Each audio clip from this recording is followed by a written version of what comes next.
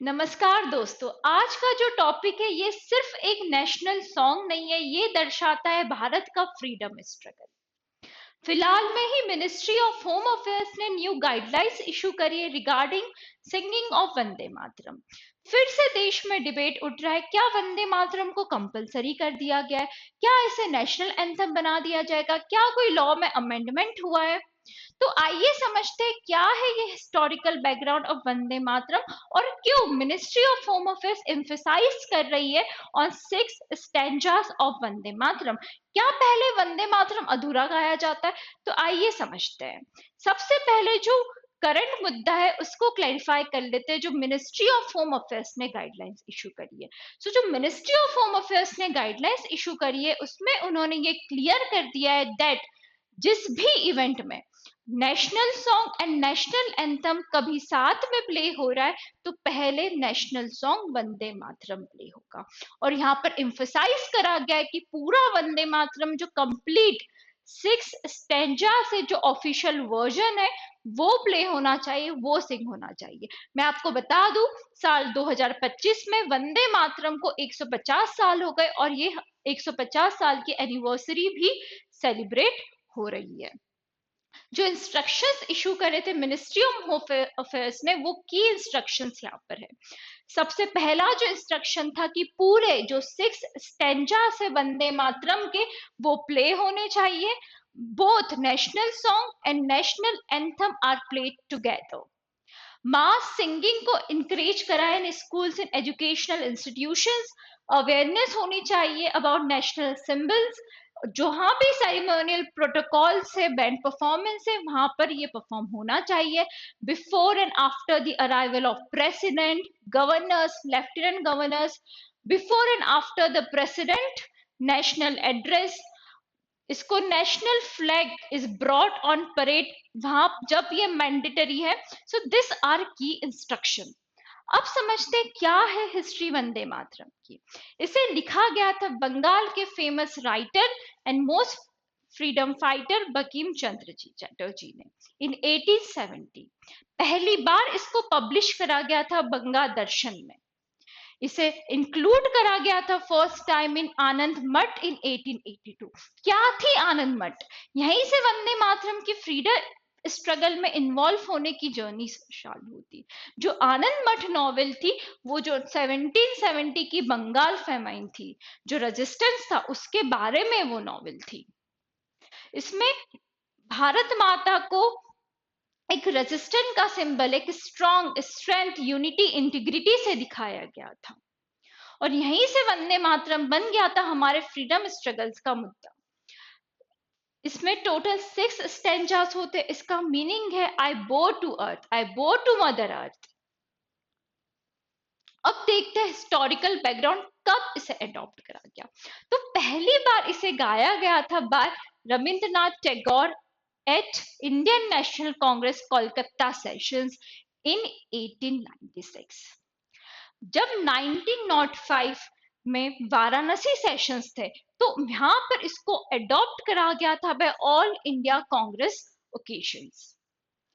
1905 में जब बंगाल पार्टीशन हो रहा था उस वक्त ये आग की तरह काम करा था।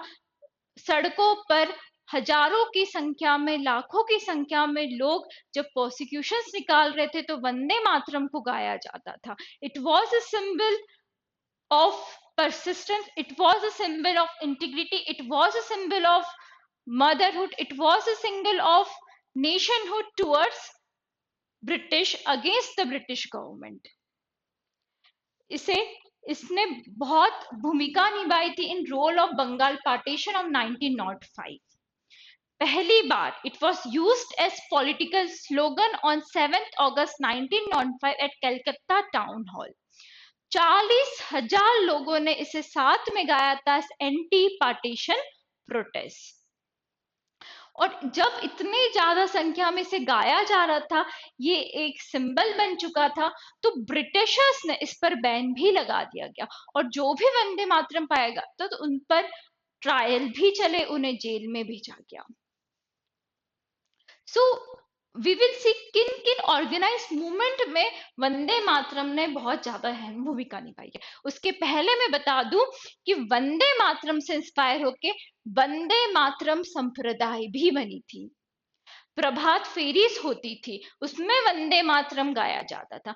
वंदे मातरम करके एक न्यूज़पेपर भी निकला था इन इंग्लिश डेली 1906, जिसे एडिट करा था बिपिन चंद्र पाल ने, और लेटर इसमें असिस्टेंस दी थी श्री अरबिंदो जी ने। फर्दर गुलबर्गा मूवमेंट जो हुआ था, जहां पर स्टूडेंट ने डिफाइड करा था ब्रिटिश, वहां पर भी इसे गाया गया था। और वंदे मातरम का इन्फ्लुएंस सिर्फ भारत में नहीं था, सिर्फ भारत के नेशनल मूवमेंट्स में ही नहीं था, इसका इन्फ्लुएंस देश विदेश में भी था।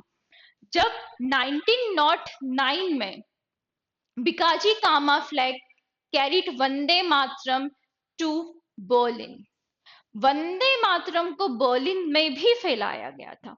मदन लाल डिंगराल के लास्ट वर्ड्स थे वंदे मातरम। ये इंडियन फ्रीडम फाइटर्स ने इसे यूज करा था। ये पेरिस में यूज हुआ था, केपटाउन में यूज हुआ था, तो it was not restricted towards India. इसका नेशनल इंटरनेशनल इन्फ्लुएंस भी था। और अब जान लेते जिन्होंने ये वंदे मातरम लिखा है उनके बारे में थोड़ा जान लेते। Who was Bankim Chandra Chatterjee? ठीक है, ये 19th सेंचुरी के फेमस बंगाली राइटर थे, whose novels, poetry, essay shape modern Bengali prose and early Indian nationalism. इनके कुछ मेजर जो वर्क थे वो थे Anand Math, Durgesh Nandini, Devi, Kapalkundala. So this major work. So now, क्यों सिर्फ दो स्टेंजास पहले गाए जाते थे? क्यों current government ministry of home affairs influence कर रही है, एम्फेसाइज कर रही है 6 स्टेंजास? तो आइए समझते क्या कहते हैं वंदे मातरम के स्टेंजास, क्या मीनिंग है हर एक स्टेंजा का। तो जब हम पहले स्टेंजा की बात करते हैं, ये मदर को वंदे मातरम सुजलाम सुफलाम, ये यहाँ पर एक प्रोस्पेरिटी दिखाया गया है मदर अर्थ को, कि अच्छे रिवर्स, हरी भरी जमीनें, prosperity, natural beauty. Second para में यहाँ पे डिवोशन बताया गया, ग्रेटिट्यूड बताया गया, कि मधुर आवाज, दी कंपैशन, जैसे एक मदर का कंपैशन होता है टुवर्ड्स देयर चिल्ड्रन, वैसे ही मदर अर्थ का कंपैशन है टुवर्ड्स देयर पीपल। यहाँ पे डिवोशन एक्सप्रेस करा है। स्टेंजा जो 3 था, ये कलेक्टिव अवेकनिंग स्ट्रेंथ की बात करता है। यहाँ पे मिलियंस ऑफ वॉइस की बात करता है कि उन्हें साथ में आना चाहिए, हाथ में हाथ मिला के चलना चाहिए। How you can be weak, आप कमजोर नहीं रह सकते हो। स्टेंजा 4, जो स्टेंजा 4 है यही कंट्रोवर्शियल बना। जो ऑथर थे उनका इंटेंशन था यहाँ पे दुर्गा से स्ट्रेंथ, कि एक देश में स्ट्रेंथ होना चाहिए। लक्ष्मी से उनका यहाँ पे इन्फ्लुएंस था प्रोस्पेरिटी। सरस्वती से उनका यहाँ पे इन्फ्लुएंस था नॉलेज, विजडम। बट कुछ लीडर्स ने इसको अगेंस्ट लिया, कहा कि ये रिलीजियस फीलिंग्स को हर्ट कर सकता है। इसी वजह से वंदे मातरम के सिर्फ 2 स्टेंजास गाए जाते, पूरा वंदे मातरम नहीं गाया जा सकता, because at the time of the independence, constituent assembly के कुछ लीडर्स का ये मानना था, कभी हमने पूरा नेशनल सॉन्ग प्रमोट करा तो it will go against certain caste, certain communities, और हम ये नहीं चाहते, हम एक सेक्युलर स्टेट प्रमोट करना चाहते हैं। Therefore 2 stanzas were adopted. So in 1937 Congress working committee resolution ने एक स्टेटमेंट इशू करा बिटवीन अक्टूबर 26 टू नवंबर 1, और उसमें रिकॉर्ड करा गया था that few stanzas are not consistent with the belief of other communities. Therefore, only first 2 stanzas were recommended. Now, what is the position of Constituent Assembly? सो 24 जनवरी 1950 को जब जन गण मन को हम अडॉप्ट कर लेते, तो साथ ही साथ में नेशनल सॉन्ग को भी इक्वल ओनर दिया गया। अब मैं आपको बता दूं, नेशनल जो एंथम है, कभी आप उसका अपमान करते हो तो you can face penal provisions, आपको जेल हो सकती है। But Vande Mataram constitutionally recognised नहीं है। कॉन्स्टिट्यूएंट असेंबली ने ये माना कि Vande Mataram is at equal peril, equal honour है वंदे मातरम का भी, but we don't have any constituent provisions that protect Vande Mataram. So no law made till date to made it compulsory for singing national song. But law नहीं है, इसका मतलब ये नहीं है आप वंदे मातरम की डिसरिस्पेक्ट करेंगे. So no formal etiquettes prescribed.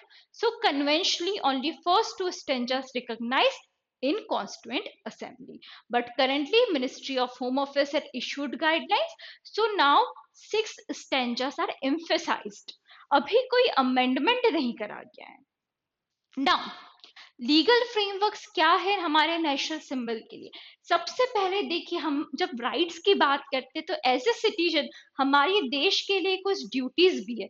हम हमारे फंडामेंटल राइट्स तो हमें बहुत अच्छे से याद रहते हैं, लेकिन हमारी फंडामेंटल ड्यूटीज को हम भूल जाते हैं. So article 51A sub clause से वो कहता है कि हमें हमारे देश के constitution, we must abide by constitution, हमें कॉन्स्टिट्यूशन की रिस्पेक्ट करनी चाहिए, हमें नेशनल फ्लैग की रिस्पेक्ट करनी चाहिए, हमें नेशनल एंथम की रिस्पेक्ट करनी चाहिए. यहाँ पर नेशनल सॉन्ग को एक्सप्लिसिटली मेंशन नहीं करा गया. फर्दर जो prevention of insult to national honour act है 1970 का, ये मेन लॉ है जो प्रोटेक्ट करता है नेशनल सिंबल्स को, such as national flag, national anthem, constitution of India from disrespect और misuse. The other law is flag code of India 2002. ये लॉ इंपॉर्टेंट है for all CLAT aspirant. CLAT 360 degree से कुछ भी पूछ सकता है, तो हमारा एनालिसिस प्रॉपर तरीके से होना चाहिए. कुछ भी न्यूज हम पढ़ रहे, कुछ भी टॉपिक पढ़ रहे, तो पूरा 360 डिग्री वे में हमें एनालिसिस करना है. The legal angle, the political angle, the social angle, everything. So this particular act provide detailed rules and regulation regarding the correct display, use and handling of Indian national flag by citizens, government bodies or private organizations. Now, इस साल 150th anniversary भी celebrate हो रही है. 2025 में चालू हुई थी, बट इवेंट्स 2026 तक रहने वाले हैं. इसका फेज 1 कंप्लीट हो चुका है, फेज 2 कंप्लीट हो चुका है, अब आने वाला फेज 3 एंड फेज 4 होने वाला है. जो भी ये फेजेस चल रहे हैं इनमें सेलिब्रेशंस हो रहे हैं about the Vande Mataram, conferences हो रही है, तहसील लेवल पर हो रही है, स्टेट लेवल पर हो रही है, जो दिखाता है देश की यूनिटी, रेजिस्टेंट नेशनल प्राइड को. नाउ फटाफट जो भी बच्चे देख रहे हैं सेशन, फटाफट मुझे कमेंट सेक्शन में बता दीजिए करेक्ट आंसर क्या है of this particular MCQs. So which of following protects the national anthem from insult. अभी अभी हमने डिस्कस करा, फटाफट मुझे बता दीजिए. तो क्या प्रोटेक्ट करता है, कौन सा एक्ट प्रोटेक्ट करता है against disrespect of national anthem. So it's बच्चा prevention of insult to national honor act 1971. ये option number B is correct. अब फटाफट मुझे क्वेश्चन नंबर 2 बता दीजिए. एक लैंडमार्क जजमेंट है, हर एक लॉ एस्पिरेंट को इसके बारे में पता होना चाहिए. The case of Bijoy dealt with. क्या यहाँ पे फ्लैग डिसरिस्पेक्ट की बात हुई थी इस केस में, क्या यहाँ पे refusal to sing national anthem था, वेदर इट वाज सेडिशन और कंटेम्प्ट ऑफ कोर्ट. तो it was refusal to sing national anthem. इस पर्टिकुलर जजमेंट में कहा था कोर्ट ने कि कोई कभी रिफ्यूज कर रहा है नेशनल एंथम सिंग करने से, तो आप उसे फोर्स नहीं कर सकते हो.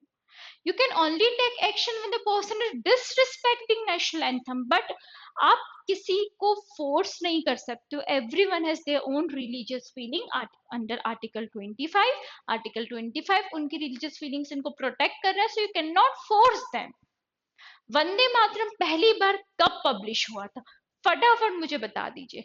बंगा दर्शन जो मैगजीन थी उसमें पब्लिश हुआ था. लेटर आनंद मठ में भी इंक्लूड हुआ था. तो पहली बार कब हुआ था. Further which article relates to the respect of national anthem. So it's your fundamental duty. Article 51A.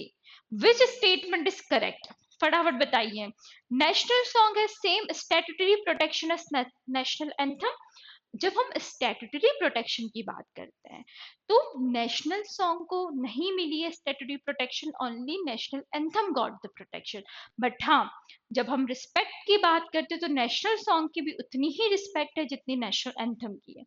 Further the national song is mention in article 51A. Again whether this statement is correct or not. The national anthem is legally protected under article. So again, statement number B will be your incorrect statement, because national song नहीं mention है आपकी fundamental duty में. National anthem mention है, constitution of India mention है, national flag mention है, but national song mention नहीं है. तो ऑप्शन नंबर डी सही होगा आपका कि मिनिस्ट्री ने जो फिलहाल में 6 स्टेंजास थे that were made compulsory by constitution. Will this be correct? Again, this is wrong. ठीक है, because all 6 stanzas were not made compulsory. उन्होंने सिर्फ गाइडलाइंस इशू करी थी मिनिस्ट्री ऑफ होम अफेयर्स ने. ठीक है बच्चा, मिनिस्ट्री ऑफ होम अफेयर्स ने गाइडलाइंस इशू करी थी, कंपल्शन नहीं करा था उसको. और कॉन्स्टिट्यूशन में उसको कॉन्स्टिट्यूशनल बैकिंग नहीं मिली है नेशनल सॉन्ग को. तो कौन सा स्टेटमेंट आपका सही होगा? So, बच्चा, your statement number C will be correct. The national anthem is legally protected under 1971. So, बच्चा बने रहिए प्रो विद्या के साथ और ऐसे ही मुस्कुराते रहिए. All the best for your examination.